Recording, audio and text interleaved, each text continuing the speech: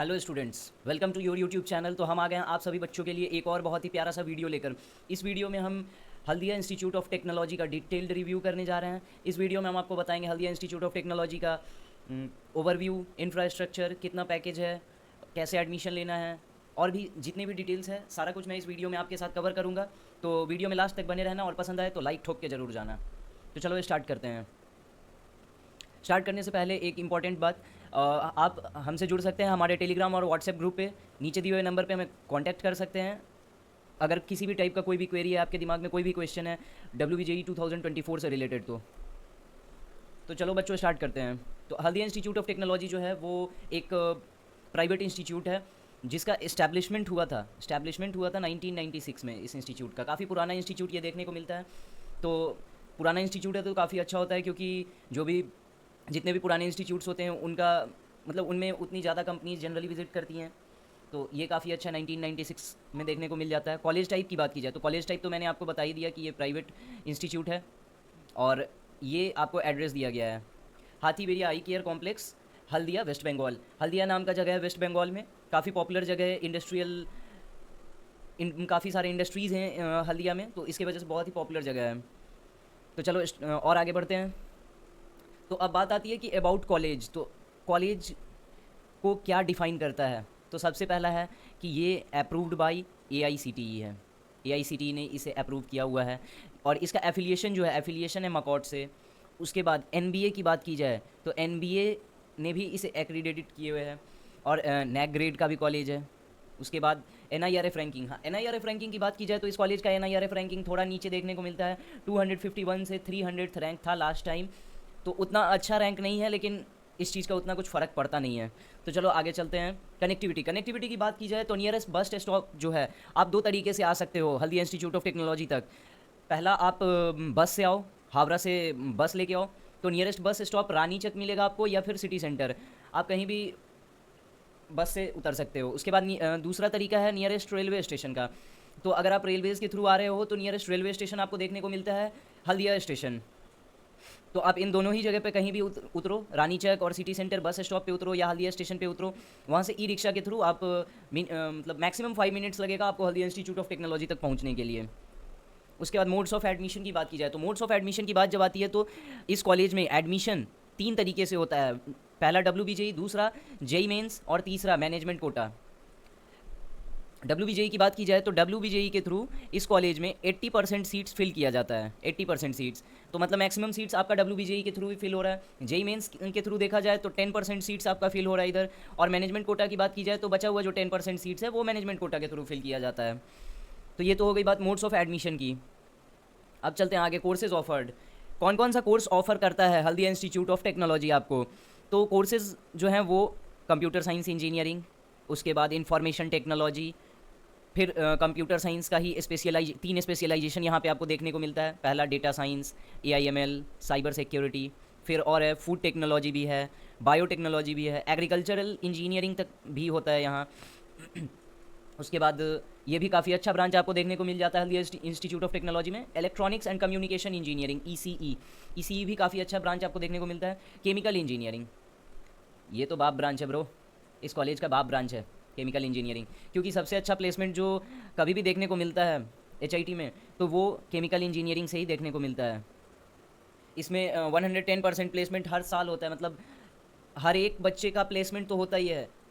और एक एक बच्चे के पास एक एक से ज़्यादा ऑफर रहता है कि आप इस मतलब 2 कंपनीज़ में हो गया है आपका तो आप किसी एक कंपनी में चले जाओ। तो केमिकल इंजीनियरिंग इस कॉलेज का बहुत ही अच्छा देखने को मिलता है।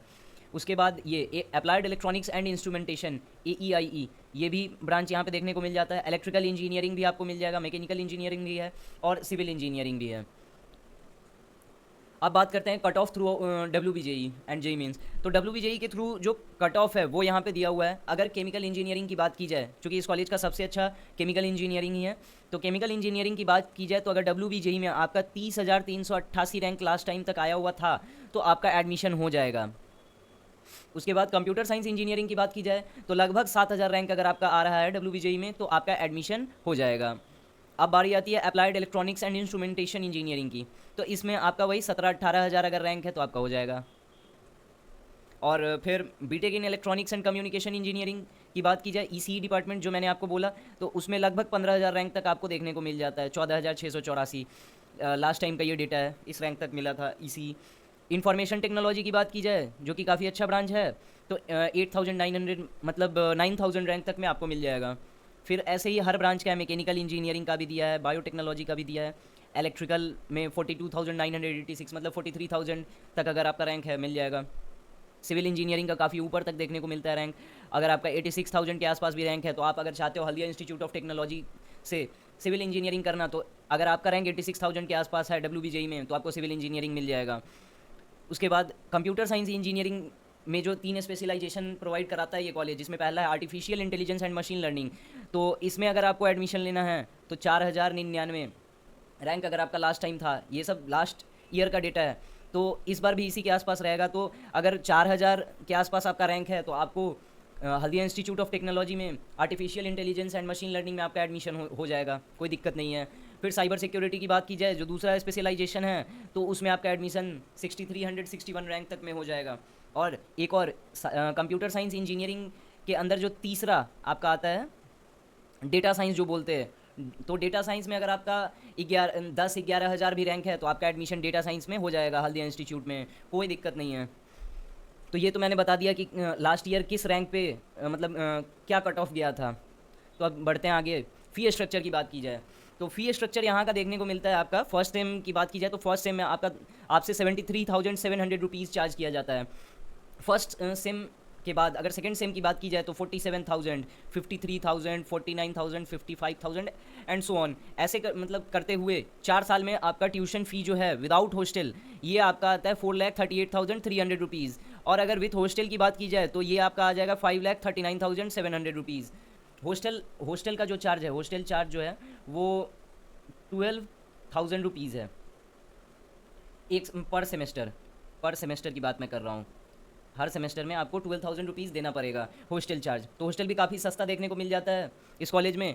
अब बात की जाए कि फर्स्ट सेम में ये बाकी जो सेम है इसमें किसी में 47 लग रहा है, किसी में 53, 49, मतलब ऑन एन एवरेज 50,000 के आसपास अगर लग रहा है, तो फर्स्ट सेम में ये 73,700 रुपीज़ क्यों है? तो देखो बाबू, बात दरअसल ऐसा है ना कि जब आप फर्स्ट सेम में जाते हो कॉलेज तो बहुत सारा चार्जेज जो होता है, जो वन टाइम चार्ज होता है, वो आपका फर्स्ट सेमेस्टर के में ही इंक्लूडेड रहता है। तो फर्स्ट से में इसीलिए बहुत सारा चार्जेस इंक्लूड रहता है, जैसे कि आपको लाइब्रेरी चार्ज लग जाता है, लाइब्रेरी चार्ज। उसके बाद बात की जाए तो स्पोर्ट्स फैसिलिटीज़ का चार्ज लग जाता है। उसके बाद कुछ पैसा इसके लिए भी लिया जाता है, स्पोर्ट्स फैसिलिटीज़ के अलावा और भी डेवलपमेंट के नाम पे भी आपसे लिया जाता है। तो ऐसा करके जो वन टाइम चार्जेस है, सिक्योरिटी मनी लिया जाता है सिक्योरिटी पर्पस के लिए। तो ये सब जो चार्जेस हैं ये सारा आपसे फर्स्ट सेम में ही ले लिया जाता है, इसलिए फर्स्ट सेम का थोड़ा ज़्यादा देखने को मिलता है फ़ी। और ये जो मैंने पूरा दिखाया है ये सब ये पूरा ये विदाउट हॉस्टल की बात है, विदाउट हॉस्टल देखने को ये सब फ़ी है। अब आगे बढ़ते हैं। सबसे इंपॉर्टेंट जो पॉइंट है प्लेसमेंट की बात। तो प्लेसमेंट की बात की जाए तो जैसा कि आप देख सकते हो 2018 में 484 जॉब्स ऑफर्ड। चूँकि 2019 में कोविड आ गया था, कोविड की वजह से देखो थोड़ा ग्राफ नीचे गया है, लेकिन फिर से आगे बढ़ा, फिर से ऊपर हुआ ग्राफ 433, 452 और उसके बाद फिर एक शार्प इंक्रीज़ देखने को मिला है, 600 हिट किया है 2022 में। तो ये ग्राफ जो है ये एक अपवर्ड जाता हुआ ग्राफ है। तो ये एक अच्छी चीज़ है, अगर आप जिस कॉलेज में जा रहे हो उसमें अगर ऐसा अपवर्ड ग्रोथ ग्राफ है तो आपके लिए काफ़ी अच्छा देखने को मिलता है। उसके बाद ये यहाँ पे फिर आपको दिया हुआ है CSE डिपार्टमेंट, IT, EC, मतलब डिपार्टमेंट वाइज कितने स्टूडेंट्स प्लेस हुए, कितने percent student, mechanical, BME, CE, BCA, MCA, सब सारे डिपार्टमेंट का आपका यहाँ दिया हुआ है। अब टॉप रिक्रूटर्स की बात की जाए तो टॉप रिक्रूटर्स में आता है अडानी, अमेजॉन, लैबवेंटेज, उसके बाद हल्दिया पेट्रोकेमिकल्स। ये सब प्राइम कंपनीज़ है जो यहाँ पे विज़िट करती हैं और प्लेसमेंट देती हैं। कैपजेमिनी, नेस्ले, ये सभी कंपनीज़ हैं जो आती हैं यहाँ। उसके बाद अगर बात की जाए इस कॉलेज की हाईएस्ट पैकेज की, तो हाईएस्ट पैकेज देखने को मिलता है आपको 60 LPA। 60 LPA हाईएस्ट पैकेज था। और ऑन एन एवरेज अगर पैकेज की बात की जाए तो 6.05 lakh per annum average package है यहाँ का। तो ये भी काफ़ी अच्छा देखने को मिलता है इस कॉलेज में। अब आगे बढ़ा जाए तो प्रोज़ एंड कॉन्स की बात कर लेते हैं। तो प्रोज़ एंड कॉन्स में, प्रोज़ में क्या है कि कैंपस का साइज जो है वो काफ़ी बड़ा देखने को मिलता है आपको। पूरे वेस्ट बंगाल में जो प्राइवेट कॉलेज है वेस्ट बंगाल के जो प्राइवेट कॉलेज हैं उसमें नंबर 1 पे आता है ये private college, number first in private. इसका कैंपस जो है वो 37 एकर्स का आपको देखने को मिलता है, 37 एकर्स, काफ़ी बड़ा एरिया इस कॉलेज का कैंपस है। उसके बाद अगला पॉइंट जो है वो है कि यहाँ का इंफ्रास्ट्रक्चर काफ़ी अच्छा देखने को मिलता है। दूसरा, कॉलेज लाइफ काफ़ी अच्छा है, हॉस्टल लाइफ काफ़ी अच्छा है, मतलब वहाँ का जो एटमॉस्फेयर है ना वो आपको काफ़ी अच्छा देखने को मिलता है। और तीसरा, कॉलेज का फ़ी जो है, फ़ी भी ना बहुत ज़्यादा है ना बहुत कम है, मतलब एक मतलब हाँ ठीक ठाक सा फ़ी है। अब कॉन्स की बात की जाए तो कॉन्स में ज़्यादा कुछ कॉन्स नहीं है इस कॉलेज का। एक कॉन्स ये है कि ये कॉलेज कोलकाता से काफ़ी दूर देखने को मिलता है, मतलब लगभग 100 किलोमीटर्स का डिस्टेंस आपको कवर करना पड़ेगा कोलकाता से हल्दिया पहुंचने के लिए। और जो जहां ये सिचुएटेड है वो थोड़ा आउटर एरिया हो जाता है, और थोड़ा सा माहौल भी जो है यहाँ का वो थोड़ा मतलब विलेज टाइप आपको देखने को मिलता है। तो ये बस एक कॉन्स है। और दूसरा एक और अगर आप देखोगे तो कुछ लोगों के लिए भी ये भी एक कॉन्स हो जाएगा कि ड्रेस कोड है इस कॉलेज में। ड्रेस कोड बहुत लोग कॉन्स में इंक्लूड कर लेते हैं। अब ये कुछ फ़ोटोज़ मैं आपको दिखा दे रहा हूँ हल्दिया इंस्टीट्यूट ऑफ टेक्नोलॉजी का। ये फ़ोटोज़ हैं, ये ये सब फ़ोटोज़ है। और हाँ, यहाँ एक बात की जाए ना तो इंफ्रास्ट्रक्चर की जो बात मैंने आपको बोला, तो इंफ्रास्ट्रक्चर क्यों अच्छा है, कैसे अच्छा है, तो यहाँ पे आपको 11 हॉस्टल देखने को मिलता है, 3 गर्ल्स हॉस्टल देखने को मिलता है। उसके बाद 2 फॉरेन हॉस्टल आपको देखने को मिल जाता है। फॉरेन हॉस्टल उनके लिए होता है जो बाहर से बच्चे आते हैं इस कॉलेज में पढ़ने के लिए। एक बॉयज़ का है और एक गर्ल्स का है। तो आपको इतना सारा हॉस्टल देखने को मिलता है। इसके बाद अब तो ये तो मैंने आपको दिखा दिया, फ़ोटोज़ हैं, काफ़ी अच्छा कैंपस देखने को मिलता है यहाँ पे, कैंपस लाइफ भी काफ़ी अच्छा है। तो ये सब कुछ फ़ोटोज़ मैं आपके लिए ले आया था। तो बस हो गया, यही तो है। थैंक यू बच्चों, जिन लोगों ने भी ये वीडियो देखा है, जिनको वीडियो अच्छा लगा हो प्लीज़ लाइक करना। और हाँ, एक चीज़ और, अगर आपको वीडियो अच्छा लगा है और आप इस कॉलेज में एडमिशन लेना चाहते हो या फिर कोई भी क्वेरी है इस कॉलेज से रिलेटेड, आप नीचे दिए हुए हमारे नंबर पे हमसे कांटेक्ट कर सकते हो, व्हाट्सएप कर सकते हो, टेलीग्राम कर सकते हो, कॉल कर सकते हो। जो कुछ भी दिक्कत होगा हमारी टीम आपके उस प्रॉब्लम को ज़रूर ख़त्म करेगी, आपको ज़रूर सही सजेशन दिया जाएगा। तो थैंक यू बच्चों, लाइक शेयर और सब्सक्राइब करना मत भूलना। तब तक के लिए ओके बाय ब्रो, सारे बच्चों को गुड बाय।